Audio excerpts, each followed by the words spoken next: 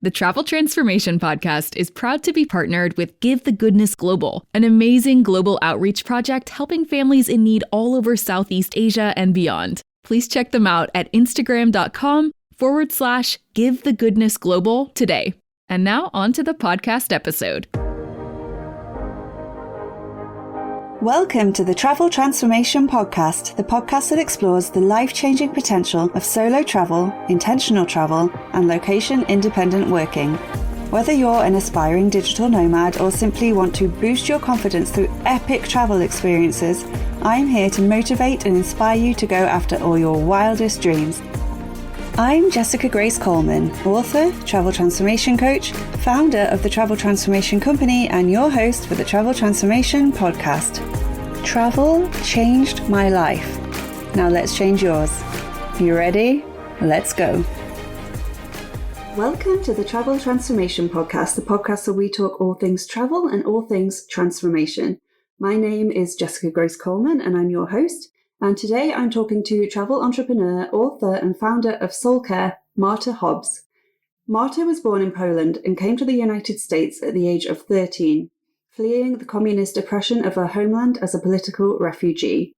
The challenges of immigration to and assimilation in the USA left Marta with deep scars and pushed her to relentlessly pursue the American dream. After a decade-long successful career in TV production in New York City, Marta co-founded a multi-billion-dollar business, cheapcaribbean.com, with her husband, Jim.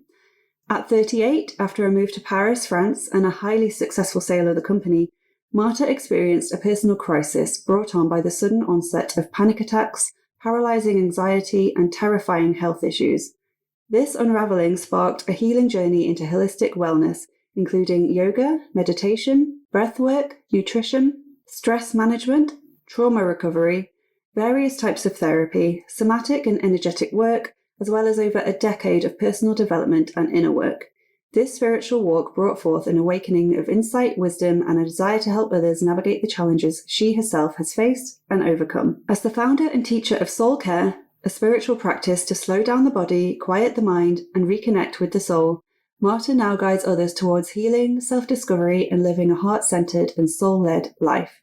She believes that the answers to everything we seek in life are within each one of us, and that our external life is simply a reflection of our internal state. We are sacred and whole at our core. We have just forgotten this truth. Therefore, finding lasting happiness, love, health, fulfillment, and purpose in life is a process of a remembering, as well as an inside-out job.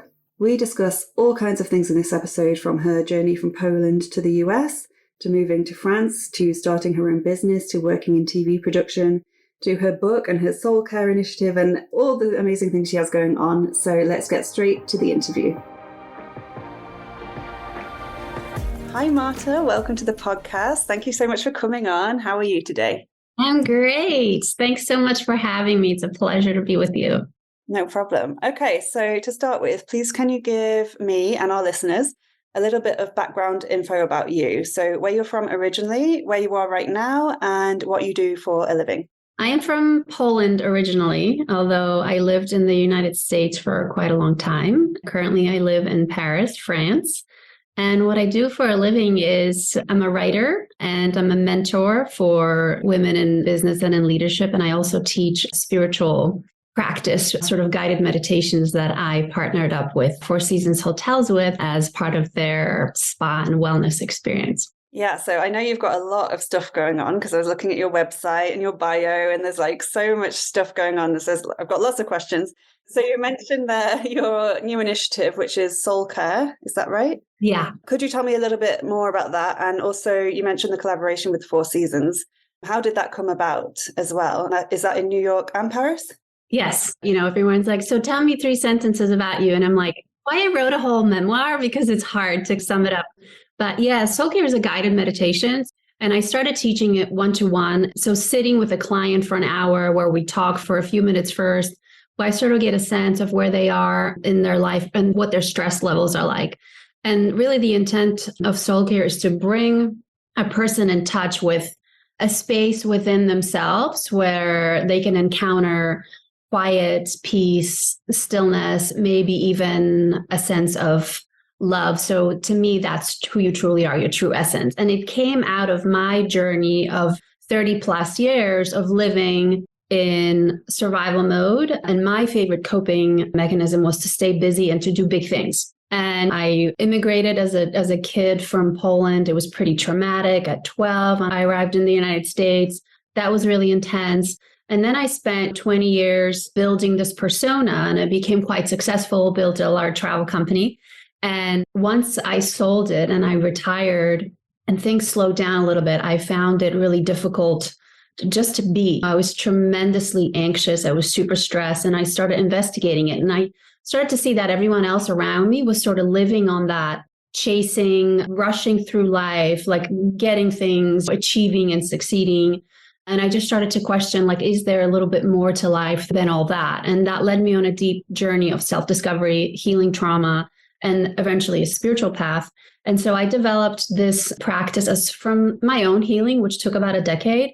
And I feel like the times that we're living in right now are so intense and stressful, and we're inundated with technology and information, and it's overwhelming for our bodies. And so I try to just bring people back to, okay, you live within chaos, and it's why I partner with Four Seasons in big cities where it's really chaotic. You live in a really tense environment, but you don't need to bring more chaos and stress by how you're being. So can we slow down, get out of the head, get into the body, breathe together, and sort of go within where there can be lasting inner peace and calm and groundedness amongst the chaos of everyday life. And so I just encourage people to do my meditations, usually start together in person for the first session.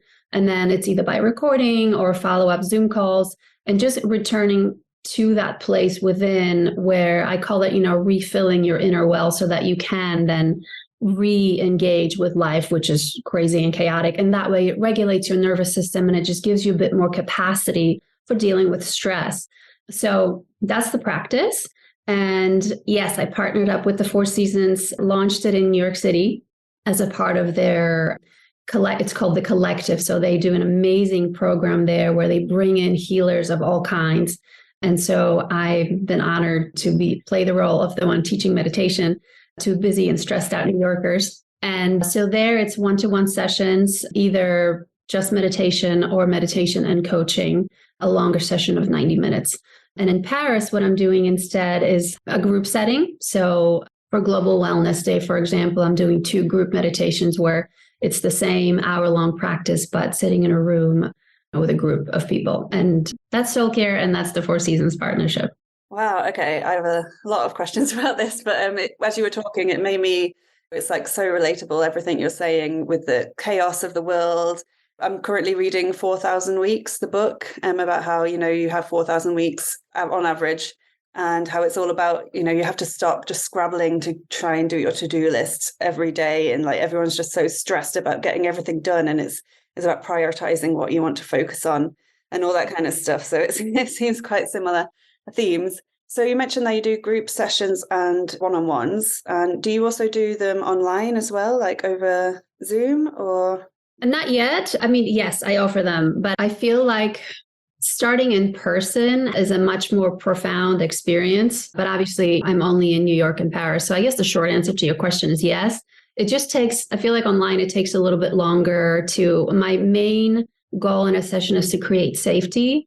And so I find like it takes a little bit longer for someone to let their guard down and kind of open their heart when it's through a screen. So they're in their environment, they're in their office, kids are around, like it's still chaotic. So it just takes a little bit longer for them to relax and ease into the openness that we're trying to get to. But yes, I do offer them online, not as often as in person, but I want to be accessible from everywhere. So it's just using technology wisely in that sense. And is there a big difference between the one-on-one sessions and the group sessions? Yeah, I think we can get a lot more intimate at one-to-one. I think in a group session, you're still a little bit aware that there are other people around you. So really, it is up to how the person comes in. So if you're coming in open and willing to be vulnerable and let yourself be seen, you will get out of the group session just as much as you get out of the one-to-one. But I have found that people still hold back just a little bit in a group setting because they're worried about how they're seen and if they'll be judged. Whereas in one-to-one sessions, people often have really big releases because when they go in and they slow down and they quiet down, they realize they've been holding back pain, for example, or grief. And so they allow the tears to come. And that is just a huge relief. And so they leave a lot lighter. And I think sometimes it's more challenging to do that in a group setting. Yeah, totally agree with you. Okay, so that's one of the things you do. You also have written a book, Unraveling, A Woman's Search for Freedom and the Journey of Coming Home. Can you tell me more about this? What can people expect from the book, and what made you want to write it in the first place? I started writing it for myself. I dove into my immigration from Poland. First of all, the way we left, we were running away from communism, from oppression. My mother was imprisoned. And so we were in the middle of the night sneaking out, my mom, my dad, my younger sister, and I. So that in itself was really traumatic. Arriving in the United States, I just turned 13. I didn't speak the language, had never been to the country. This was before the internet where you could Google and see what it's like over there. I had no concept of where I was going. I just was expecting it to be wonderful because everyone said, you're going to be free. It's going to be amazing. And for a little girl who just wanted to belong and wanted to have friends, but didn't have a means of communicating, it was really crushing. But I stuffed that down for nearly 20 years. So really the book came out of me taking a long, deep, hard look at the trauma of that experience, not just the departure, but then the arriving and being the foreigner and the stranger. So I went on a deep healing journey and started journaling. And then to honor the little girl who didn't get to share her experiences. And as I started writing, I just began to think that, gosh, this is really relatable for a lot of people. You don't have to be a foreigner to feel left out or like you don't belong.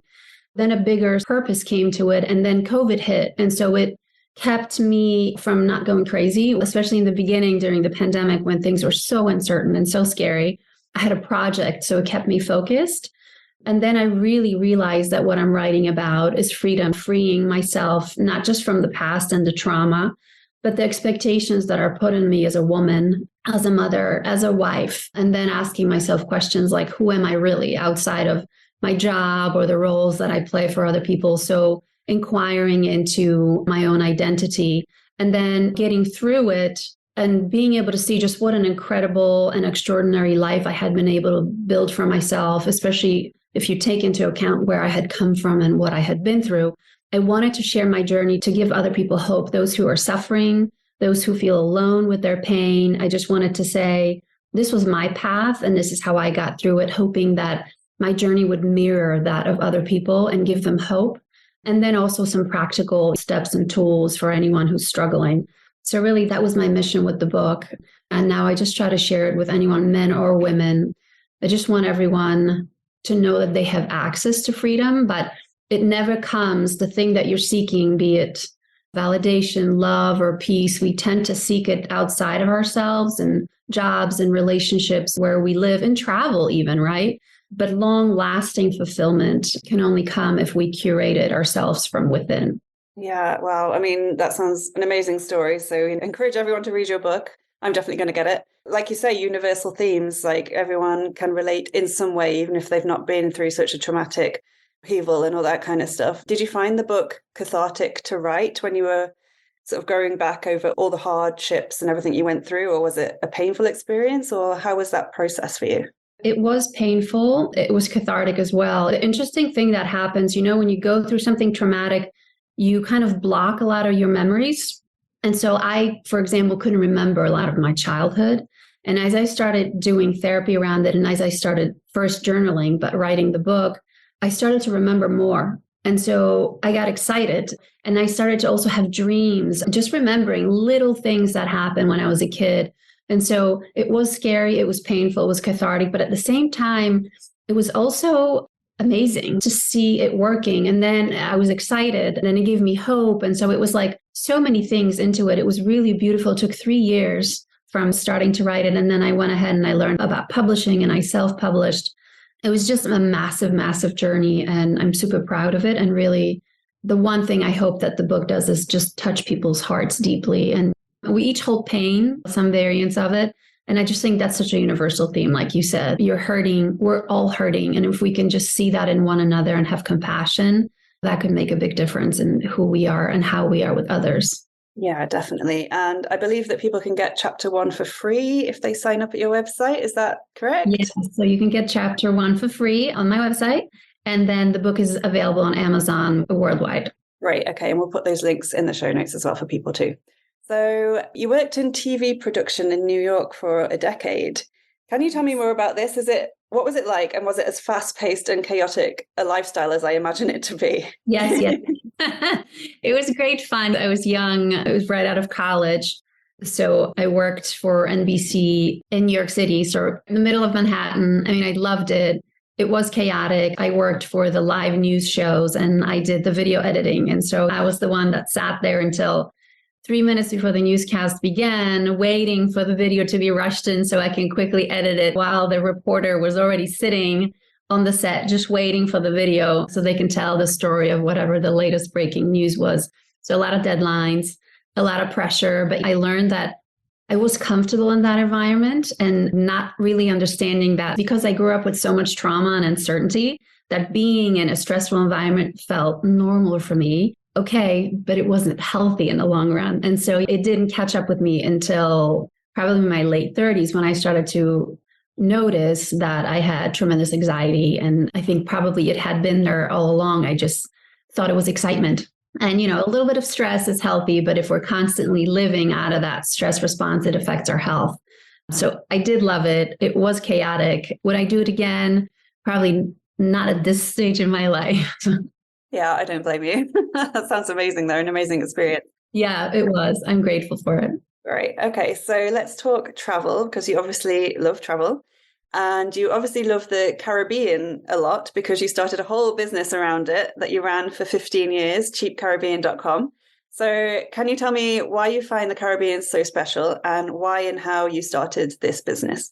Sure. So my husband and I started the company. It was our first trip to the Caribbean. We went to the island of St. Martin and we just loved it. And I think we both worked in TV. And so we were both in that high stress environment. And when we got down to the islands, it was like life just slowed down. So I think not knowing at the time that that's what I was looking for, that's what I needed, I just felt good being in the Caribbean. It's super slow. The vibe is kind of like, don't worry, it's all going to be okay. And you live in your bathing suit. So it's super laid back and there's just not so much pressure on you and on life. And the weather's amazing. We love the culture. We love the people. Everybody was warm and friendly and it was beautiful. And I love the beach. And I feel like being out in nature is massively restoring for me. So I feel like my whole system would just normalize the minute I put my feet in the sand and I was around the sound of the ocean waves and the wind would hit my face. And it was just like this big, massive exhale. And we fell in love with that feeling and we wanted to live like that. And then we wanted to offer it to other people. And so the flight back from a second or third trip to St. Martin, we came up with the name Cheap Caribbean. And we just went at it, just the two of us, before all of the incredible tools that are available now to business owners. We sort of did it the hard way. But the company's still around. We started it in 2000. So still going strong, which is pretty incredible, even though we're not involved in it anymore. Nice. So what was it like working with your husband on this business? Was it difficult working with your partner? Because I know a lot of people would sort of not want to do that with their partner. No, I think everyone said we were crazy and that we would be divorced within a year. But we met at work. And so we already had that dynamic of being coworkers.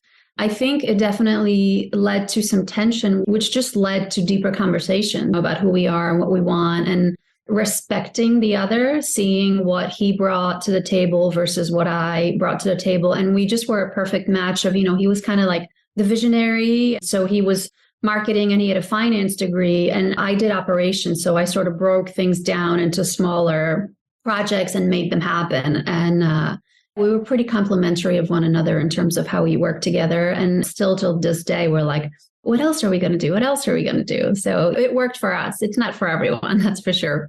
Nice. You mentioned there that you're involved in it anymore. Why did you decide to sell it? In 2007, in the United States, there was a huge financial crisis. And so we were struggling financially. We grew so fast that our accounting software didn't keep up with the growth. And so while we thought we were making millions, it turned out we were losing millions. We just were not accounting for it properly. So it came to this really frightening emergency moment where we had to go out and get funding, and at a very unlikely time. And we did bring in investors who ended up owning 51% of the company, so the majority. And the vision started to shift. So we brought in money to, save our third child. We always called the company with 2 kids, and thinking, yes, we're going to be able to continue. And it provided jobs for so many. It was 500 people at its height. And we were like, we cannot allow for this to fold. So when the new investor group came, it started to shift from a beautiful, probably I now romanticize it looking back, but a family business where we wanted to help the people we employed, help the people we partnered with, to support the Caribbean islands by giving back. And we did a lot of charity work. And the vision shifted with new investors, and it became a business, a corporation. So there was a lot of talk about profit and loss and cutting the beautiful programs that we put in place as benefits. And so there was a lot of tension, and it got really tiring. So running a big company and running it with new rules got exhausting because it was conflicting. And so my role within the company started to get smaller and smaller. And then eventually someone came in and made an offer that we couldn't refuse. And so it wasn't, that we were like, let's get out. Although we felt it, it was American Express that came in and bought the whole company. It was a surprise, but it was a welcome surprise. And so, that's how we led. That's how the sale happened. Sorry for the interruption, but I just have to tell you about Give the Goodness Global, an incredible global outreach project run by American veteran Cody Grannon. Cody is passionate about helping those in need all over the world, whether it's raising money for a specific family he's met while traveling in Southeast Asia, giving food and supplies to people who would otherwise go without, or simply donating his time to help wherever help is needed. Please check out Instagram.com/GiveTheGoodnessGlobal to find out more, to donate money to their current cause, or to buy Give the Goodness Global merch, all the profits of which go straight back to helping those in need. Plus, 10% of all profits from Jessica Grace Coleman's book, Intentional Travel Transformation, are donated to this brilliant cause. You can find out more about this at traveltransformationcoach.com/books. So remember, be kind and give the goodness always. Thank you. And now back to the Travel Transformation Podcast. Wow. And how did you feel when that happened? Was it a relief, or was it hard to let go? Because you've been doing it for so long. Yeah. So it was a relief, because it was like, and it took a lot of energy, like the struggle and the tension and still wanting this, but then wanting to be hands off. It was really complicated. So massive relief for sure. Huge joy.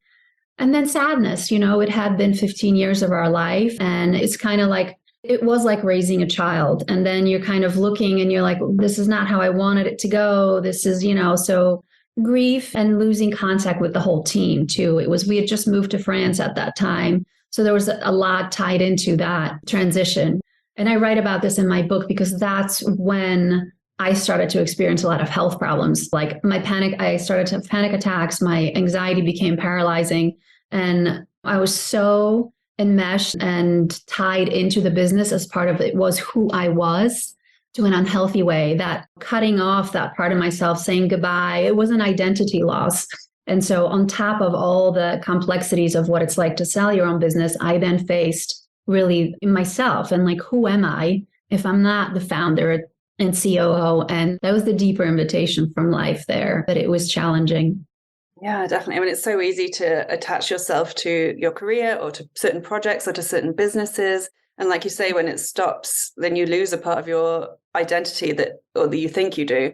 And it's hard to figure out what to do next and figure out who you are and all that kind of stuff. So again, very relatable. I think a lot of people can relate to that. So you mentioned they're moving to France and Paris. Did you move to Paris straight away? Yeah. So what is it about Paris that made you want to move there and raise your kids there, I believe? And also you mentioned you had a spiritual awakening. Was that to do with your identity and all that kind of stuff? So we moved to Paris. It was a year before we sold the company. So the sale actually happened here. And we moved here. We had been coming for vacations, staying a week and then 2 weeks and then 3 weeks. And there's just something about the city that's to someone like me magnetizing. Like I was originally from Europe. I was surrounded by different cultures, different languages. Like the kids went to international schools. So we were part of communities that were extremely diverse. And I started to realize just how important that became to me as a person. I really wanted that in my life. I wanted that diversity and that variety.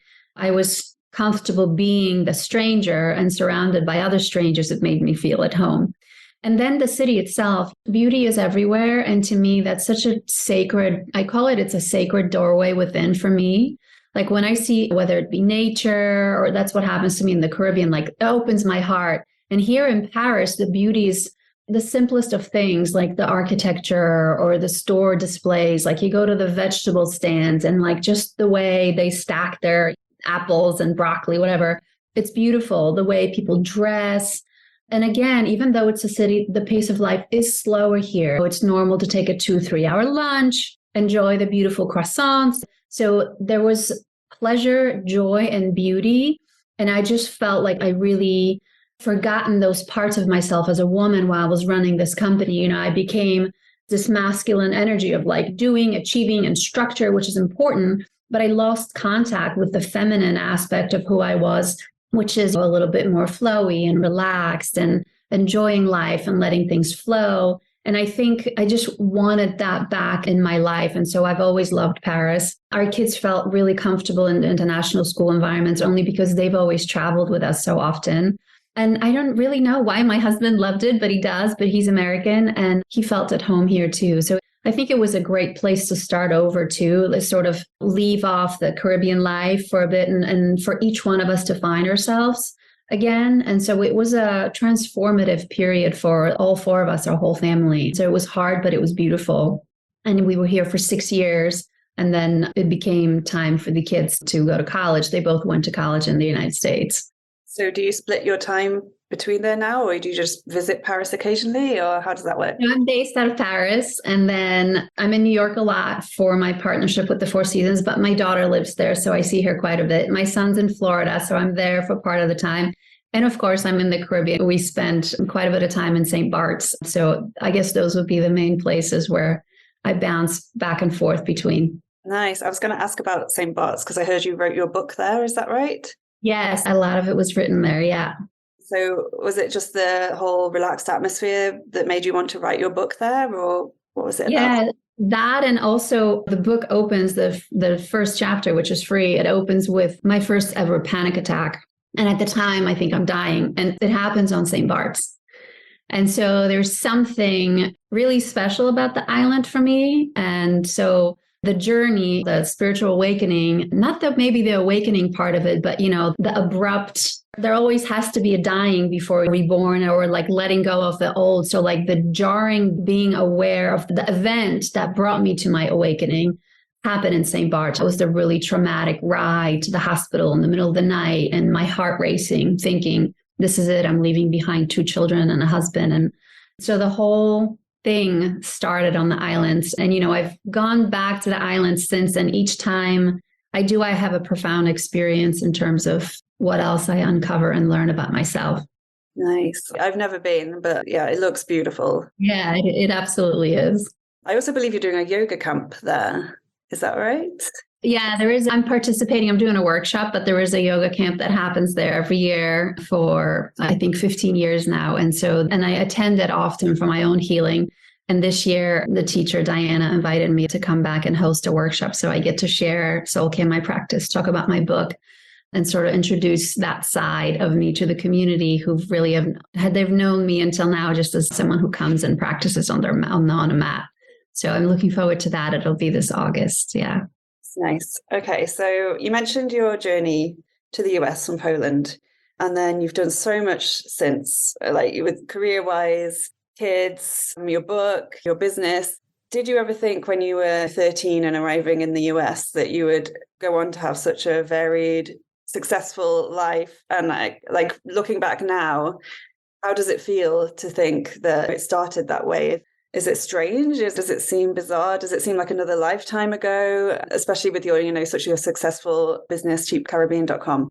It's like 2 worlds. So you might talk about this in your book. How does that feel looking back on everything you've achieved? It feels beautiful. It's not just 2 worlds. I think that's the way I functioned, is sort of like making these little compartments, and like that was then. And then I had this period, and then I was a mom, and then I ran Cheap Caribbean. And a huge part of healing is about wholeness. So what I've done is I spent time in each one of those buckets in my life, and now I've integrated all of it into, and it all is a part of who I am. So did I ever imagine any of this was possible at 13 or 12 or even younger? No. I mean, and again, it was before the internet. So like, what were my dreams? I was hoping that I would have a Barbie because we were so, living in communism where everything is gray and you have access to nothing. My dreams were they were small compared to what I now know about the world and what I can now envision. And so it's a beautiful journey filled with a lot of pain, but I think that's the case for every human. And so I encourage people to look back and find the common themes in your life. And for me, it's freedom. My grandfather was in prison. My mother was in prison. And how amazing. And my great grandfather was in prison too, in Siberia. So I'm the first generation who I get to embody freedom because I'm not in jail. And then that becomes a part of who I am. Oh my gosh, what's my bigger mission? Oh, I'm here to talk about freedom and to bring it to others. And so looking back at everything I had been through and connecting the dots in the story, it makes for a beautiful book, but it also makes me be able to look back at my life's journey and say, my God, what an adventure. Yes, a lot of pain, but I believe my capacity to hold the pain at a very young age, I wasn't able to hold it then, but through my healing work, my capacity for pain directly reflects my capacity for love.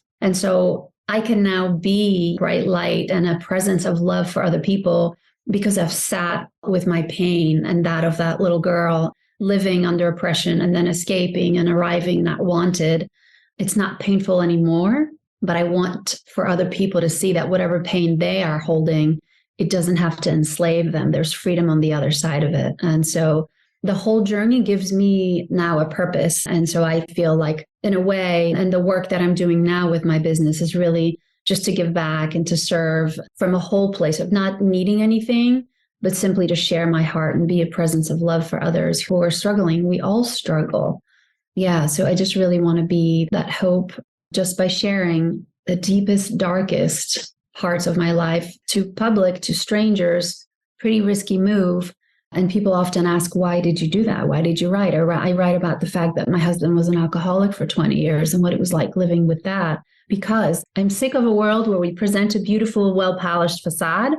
I wanted to put a beautiful face on a beautiful cover, but invite people to look at the depths of the pain that I carry inside. And I know that we all do. So what if we connected on that level versus, how are you? Great. How are you? Great. That's the invitation.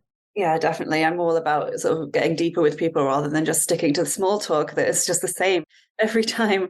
You said so many interesting things there, but yeah, what struck out to me was the fact that so many people, me included, we don't realize often how much of a privilege it is that we're in a time and an age where we have freedom and we have the time to figure out what we want our purpose to be and to go after it instead of just surviving, which is, like you said, generations of your family, that was all they could deal with. And we're in a time now where we can start our own business online and have a purpose-led mission and all that kind of stuff. And we get stressed out about all the stuff we need to do, whereas we just need to take a step back and just realize how amazing it is that we even get the opportunity to even try to live this kind of life. So that's a really important message there. So, I mean, obviously your travels have been very transformative, especially from Poland to the US and then to France. But in general, why do you think travel can be so transformative to people? What makes it a sort of transformational experience for you? I mean, it opens us up to the unknown. And I think any kind of change or transformation happens when you're willing to enter the space of, wow, this is not familiar. And usually we avoid it because it's scary. Everybody wants their routines. I can't tell you how many Americans I see in Paris looking for a McDonald's because they need to have their hamburger or whatever, or drink their Coke and they want their Dunkin' Donuts coffee. We're so used to routine and the familiar because it gives us the illusion of safety. And then when we go to foreign countries and we live amongst or we visit foreign cultures, we don't understand. It triggers all kinds of stuff within us there that we don't necessarily like all the time. But I find it's those spaces when you're unfamiliar that it just broadens your view of who you are, what this world is, who we are as human beings. So I think it's beautiful. One of my favorite things to do is go to a brand new place where I don't speak the language, and I speak quite a few. So somewhere like Finland, where you just like, I don't know what they're saying, and sit at a cafe and watch the people and watch their body language and how they interact and their expressions, and walk into a grocery store and be like, what do people get for dinner? And so just like, there's just that's such excitement for me being in a place where it's completely, how does the metro work here? How do you take the bus? So like, what does the money look like? Like, I'm like a little kid discovering something new. And I feel like that is so missing for so many people that are just like, go to work, come home, have dinner, read a book, watch TV, what Netflix. And it's okay if you love that. And that just lights you up from the inside and you feel fully alive when you're in your 9 to 5 routine. But for me, I want to get out there and I want to feel fully alive. And when I experience the new cultures and new countries, new languages, that's when I feel it the most. I think it's just the most expansive thing for your mind and for your worldview. So I just think it's extremely transformative. And all of my transformations have happened. The trip, like you said, from Poland to the States, then to France, to the Caribbean, where it led me not just to start my own business, but to have my first breakdown that led to writing this book. Like, so many things happened for me on a trip. Yeah, I completely agree with everything you just said. And I love people watching as well. And like you say, if you're in a place where you don't speak the language and everything is new and you have to figure everything out, it is kind of like being a child again. Like you said, that childlike wonder. And you don't get that when you're just going through a routine every single day. And that's why I sort of use travel as a tool to get myself out of my comfort zone and experience new things and broaden my horizons and see the world from a different perspective, but also see myself from a different perspective, which I think is really, really, something people should do anyway. So you travel a lot. Do you have anywhere left on your travel bucket list that you'd like to go to that you've not been to yet? Yeah, I've not been to anywhere in Africa and Asia. I really feel called. I've been to Thailand once, but yeah, just all of Asia. I think I'm super interested in just Eastern mentality, especially the spirituality side. I've been in the Western world for most of my life. I don't consider myself religious, but definitely spiritual. And so I want to explore that, like that culture that just seems so foreign, like going to Asia where even the letters are different. So I would love to just spend some time there. I'm super unfamiliar with that part of the world. How about you? Have you been to Asia?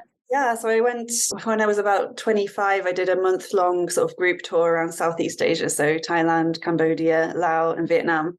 And that was incredible. Like you say, it was so different to anything I was used to in the West. And guide was like a local Cambodian guy. So he took us around like his friends' houses and, the stuff that you wouldn't normally get to do if you were doing it on your own.